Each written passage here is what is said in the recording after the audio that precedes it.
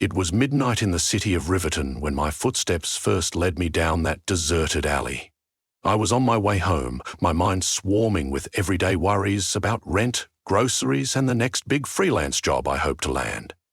Streetlights flickered overhead, illuminating the puddles from an earlier rain. The bustle of the main road was only a block away, but the noise seemed to vanish the moment I turned that final corner. Still, I didn't expect anything out of the ordinary. The alley, with its damp brick walls and lingering smell of mildew, might have been any other obscure back passage cutting between aging buildings. Then I noticed the faint glow around a door, half concealed by a mound of discarded crates. The door was made of dark wood, its surface etched with swirling patterns. A small sign hung crookedly on a metal hook, reading, "Open till dawn." No neon, no security camera, nothing to suggest it was an official business. Yet something compelled me to approach. At first I thought it was closed, but I pressed my ear to the door and heard faint jazz music floating from inside. I couldn't resist the pull of curiosity. My fingers found the cool metal door handle, and I turned it slowly. The door gave way with a subdued squeak. A wave of warm, perfumed air spilled out, carrying hints of whiskey and something indescribable, something electric, as though the particles in the air crackled with possibility. I stepped inside, bracing myself for condemnation from whoever ran this place, and discovered a narrow staircase descending into what must have once been the building's basement. The closer I got to the bottom, the louder the music grew, jostling me with the syncopated rhythms of a bygone era. It was some kind of underground club. As I reached the final step, I was confronted with a wide mahogany door inlaid with a stained glass panel. Light trickled through images of swirling clouds and twinkling stars. With a trembling sense of anticipation, I pushed the door open.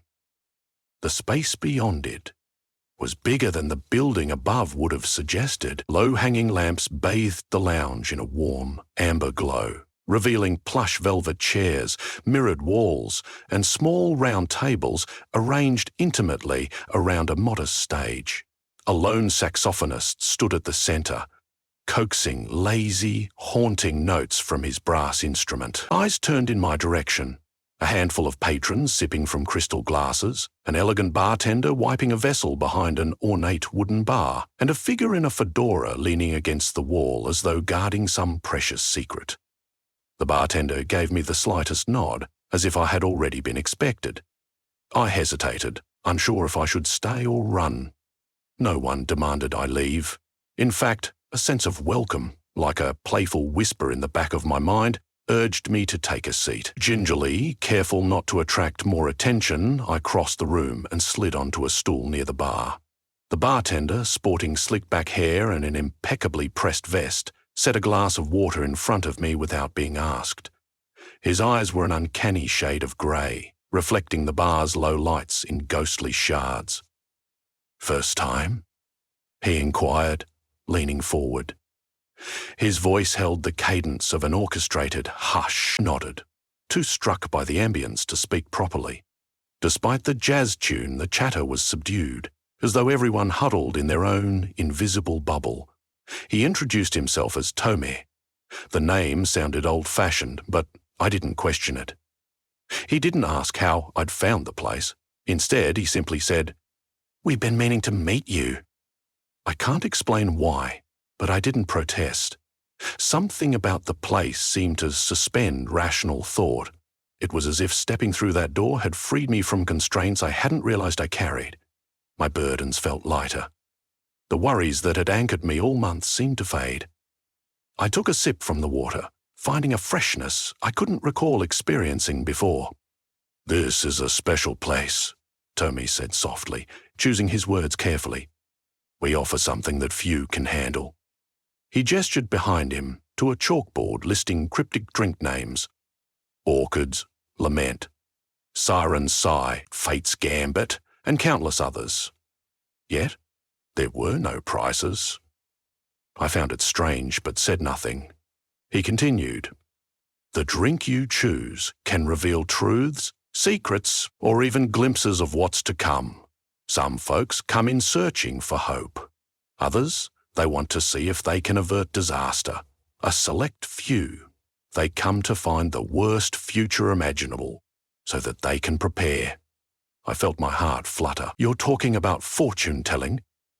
It's more than that, Tony said. It's an invitation to see the tapestry of possibilities. We try to guide those who walk through our door, help them find a path away from their nightmares. He placed a polished wooden menu in my hands, a single sheet of parchment that felt old, listing the bar's offerings. It's not always an easy journey, though. Visions can be terrifying. I stared at him for a moment, uncertain if this was an elaborate hoax or the start of a dream. I wanted to leave. Yet, an unspoken part of me yearned to see something beyond the mundane. Placing the menu down, I asked, "Would you suggest something for a newcomer?" Tomei examined me carefully, reading details in my eyes, my posture, and perhaps something deeper. His expression was sympathetic as he reached under the bar and retrieved a small shot glass. "This one is called the Violet Hour," he said. "It's gentle. First-timers often appreciate it. The visions it brings are fleeting, impressions more than a fully fleshed future. If you can handle that, maybe you can progress to something stronger." The name alone sent a shiver across my skin. But I was intrigued, drawn by the notion of glimpsing tomorrow or months from now. In my pleasant haze, I nodded. Tomei turned his back, retrieving a peculiar bottle from a locked cabinet. Its contents appeared to shift color every time the overhead light touched it, a swirl of lilac, navy, and shimmering silver. He poured a single measure into the glass, topped it with a faint swirl of lavender-scented smoke, and gently slid it across the bar toward me. "Drink," he said, a note of seriousness in his voice. "Close your eyes, breathe deeply, and let whatever you see wash over you.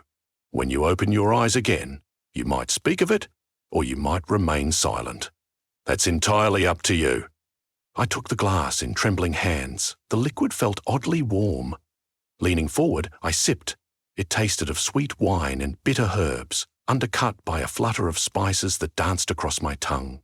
An odd sensation trickled from my mouth to my stomach, like a gentle breeze rustling through me. I closed my eyes. Images struck me with the speed of lightning. A flood pouring through the city's main street, unstoppable, devouring cars, submerging storefronts. People were screaming, trying to climb lampposts, while overhead thunder cracked the sky. I saw my own reflection in a shattered mirror, water lapping at my face. Then the scene shifted.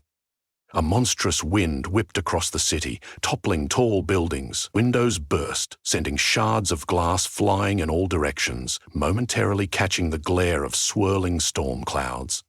Next, everything changed again, and I found myself crouching in what looked like the wreckage of my apartment. My heart pounded in my chest. In the vision, I was soaked, covered in ash, my breath coming in ragged gasps. Then, the world went black. Slowly, I opened my eyes in the bar, half expecting to choke on water, but I was dry, perched on the stool, and Tomei stood before me, concern etched in the lines of his face. My hands shook so hard I had to set the glass down before I dropped it.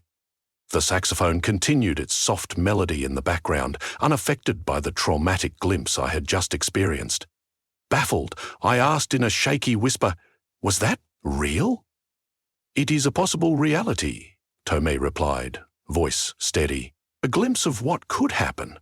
My heart still pounded in my ears. The horrifying images seared into my memory. If such a calamity lay in Riverton's future, how close might it be? Tomorrow? Next month? Could I and the rest of the city prevent it? I gazed around the bar, my breath uneven. The other patrons seemed lost in their own worlds.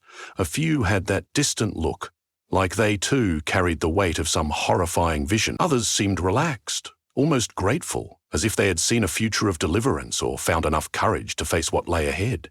I wondered if anyone ever used their glimpse to truly change the outcome, or if they were just resigned to fate. I turned back to Tomei, expression pleading. "How can I stop it?" A bittersweet smile tugged at the corners of his lips. That's the question, isn't it? Knowledge alone doesn't save us, but it can guide our actions. Perhaps you'll find a way. He inclined his head toward the door. Some choose to share what they've seen. Some remain silent. It all depends on your conviction. A new determination filled me. I wasn't sure if it was real or just a side effect of the drink, but I clung to it. If these visions were even remotely accurate, we'd need emergency preparedness, flood barriers, something. I decided I'd talk to someone in the city planning department, maybe a local university. But would anyone believe me if I said I gleaned knowledge from a hidden magical speakeasy? I lingered at the bar, trying to sort through the barrage of thoughts. Eventually, Tommy brought me another glass of water and I drank it in one go. Somehow, that calmed the trembling in my hands. I studied the chalkboard with the cryptic drink names once again, and a question formed on my lips. What happens if I try a stronger one? I asked hesitantly. Tomei's gaze became serious. Each concoction is a deeper journey. Some see personal tragedy, a heartbreak, a betrayal. Others see citywide devastation or global catastrophes. The stronger the drink, the farther you fall into the vision. Retrieval can be difficult if you aren't prepared. I swallowed, recalling the watery apocalypse that had just battered my mind. It was overwhelming, yet there was still so much I didn't understand. The push and pull of risk was intoxicating, like a gambler who doubles down after a taste of victory. Or maybe it was fear calling me to see beyond that flood, to glean potential solutions. But I also felt the creeping dread that any further vision might be an irreversible scar. Just then, a woman entered the bar, wearing a long coat over a professional-looking skirt. Her eyes were rimmed with fatigue, and her hands clutched a small notebook. Tomei greeted her by name, Cassandra. She gave me a polite nod before murmuring, "The usual, please." I watched curiously as she drained the pale green drink she was handed. Her eyes glazed over for a few seconds, then she opened them wide, tears brimming on her lashes. She penned something in her notebook and hurried out, not even pausing to close her coat. Clearly, she'd come specifically for the knowledge. I wondered how many others visited this hidden basement bar, searching for glimpses of hope or warnings of doom. The crowd was small tonight, but it seemed like each person had a story to uncover. In that moment, I realized knowledge of the future was both a blessing and a curse. My glimpses had been horrifying, yet they gave me a strange power. By recognizing the path of destruction, maybe I could shift it. I had no illusions that I was some chosen hero, but it felt like my responsibility to try. Turning to Tomei, I asked, "Is there a cost for all this?" His gaze was unreadable. Some say the cost is the fear that remains imprinted on your soul. Others find it sets them free. As for money, well, the price is what you can offer. A promise, a confession, a vow. Each of these can carry weight in the cosmic sense. Thought about it. I had spent my life trying to keep my secrets guarded, forging an independent path. Maybe now was the time to let go of one. Will you take a promise? A vow that I'll do everything in my power to stop that disaster? I asked. My voice trembled, unsure if that was even acceptable currency. A flicker of earnestness deepened in Tomei's silver-grey eyes. If that's what you can offer, we accept it. But it is binding in its own way. I nodded. The air seemed to crackle, as though an oath I had barely uttered was being sealed in invisible ink across my heart. Eventually, I took my leave, staggering up the staircase back into the alley. My mind buzzed with the possibilities. Who should I warn first? The city council? The local news station? I glanced at the starless sky overhead, feeling the hush of the deserted street. The bar's jazz music lingered in my ears, ghostly echoes reminding me that the future wasn't set in stone. My phone vibrated in my pocket, an email alert from a prospective client. Usually that was enough to command my attention. Tonight, though, it was overshadowed by the memory of swirling floodwaters and raging winds. I hurried home, throwing myself into research as soon as I reached my apartment. I scoured weather forecasts, historical climate data, and every rumoured city project dedicated to stormwater management. A pattern emerged. Riverton was overdue for major infrastructure updates. Scientists had predicted extreme weather events could strike in the near future if urgent repairs weren't made. My vision, while horrifying, was not entirely unprecedented. I typed up a letter, detailing the risks and citing real data, trying to ground the supernatural warning in fact. Over the next week, I pressed the local government to review the city's preparedness. I circulated petitions online, connected with activists, and garnered signatures. It was slow work, and I felt the weight of my vow, but I kept hoping that someone in authority would listen. Some nights I dreamed of the bar, of Tomei's voice telling me that knowledge alone wasn't enough. Each morning I woke determined to prove I could make a difference. Months passed. My efforts led to small inroads. A city councilman agreed to hold a special session on the subject. A local university's environmental department offered to consult, yet the future remained uncertain. Panic threatened to seep in. I found myself slipping back to that alleyway late one night, pulled by an irresistible desire for a second drink, maybe a stronger one, something that could clarify the timeline. When I walked in, the bar was almost empty. Tomei greeted me with the same gentle calm. His eyes showed recognition of my predicament before I even spoke. I told him about my struggles, how government red tape and bureaucratic apathy was stifling immediate action. I feel like no one believes me, I confessed. His expression held compassion. Hard truths aren't easily embraced. That's why you must persist. You must keep planting the seed until it takes root. I sighed. I want to do more. I need direction. Give me another drink, something stronger. I have to see more. Reluctantly, Tomei produced a narrow bottle containing swirling obsidian liquid. This one is called the Calamity's Wager, he said solemnly. It reveals the darkest forms the future might take. It can show you potential triggers for the events you saw your first time. But be warned, if you choose to know the worst, you cannot unsee it. Grinding my teeth, I nodded. I have to know. I drained the shot, bracing myself for whatever images might come. The vision swallowed my consciousness like an engulfing tide. I soared through chaotic scenes, a leaky dam giving way after a storm, a stockpile of neglected infrastructure projects unraveling, men in suits ignoring urgent pleas for funding. Then, a catastrophic chain reaction.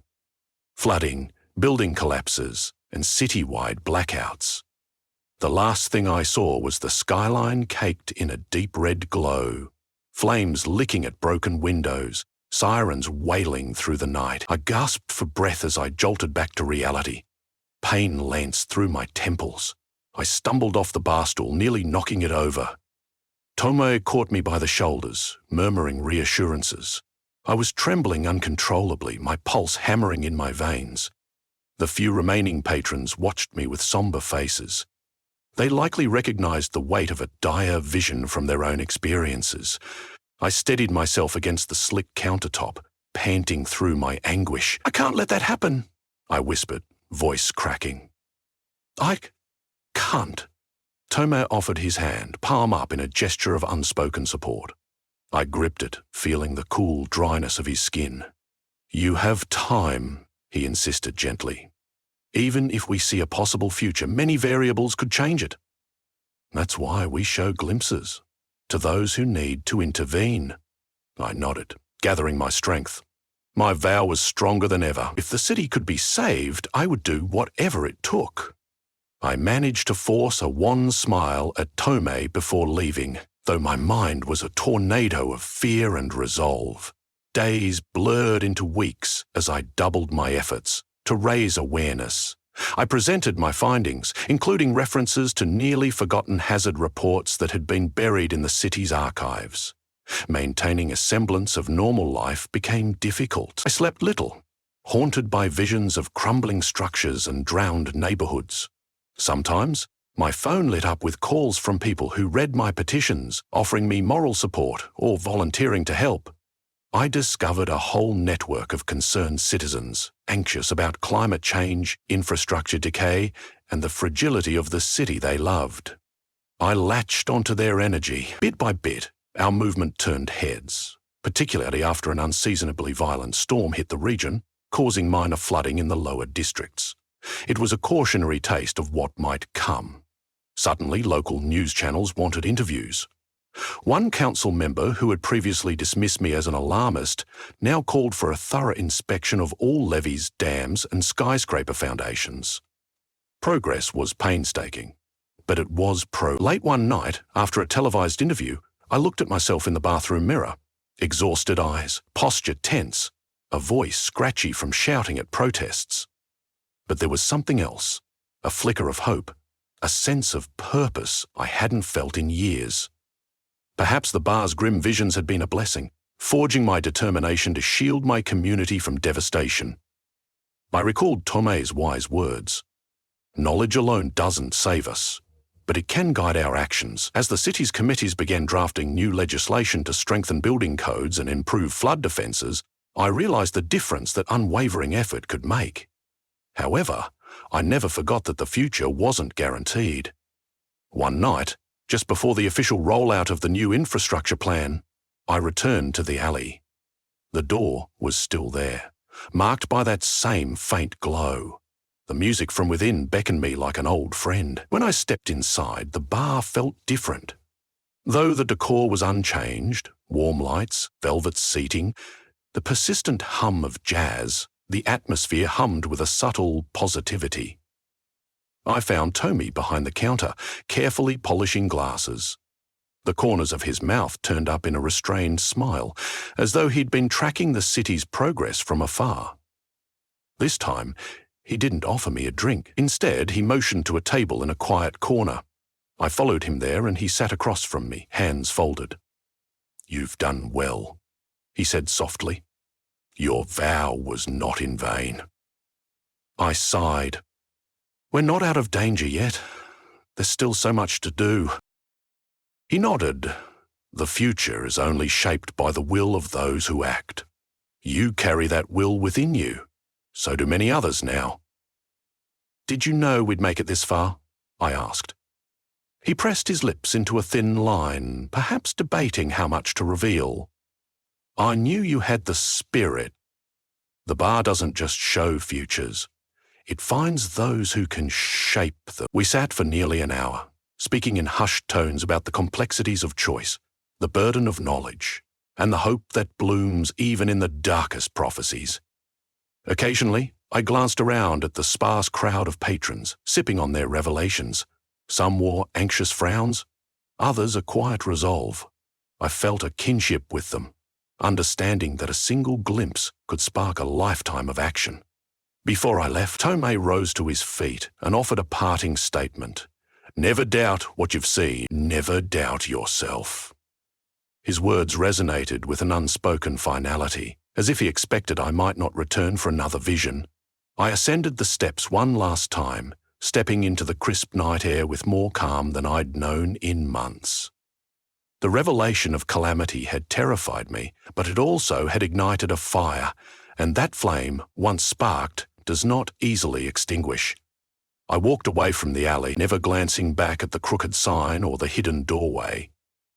Yet the knowledge of what lay beneath those city streets, in that timeless speakeasy, would remain with me. It was a place that granted unsuspecting visitors a window into possible tomorrows, urging them to act in the present. A place that changed me forever.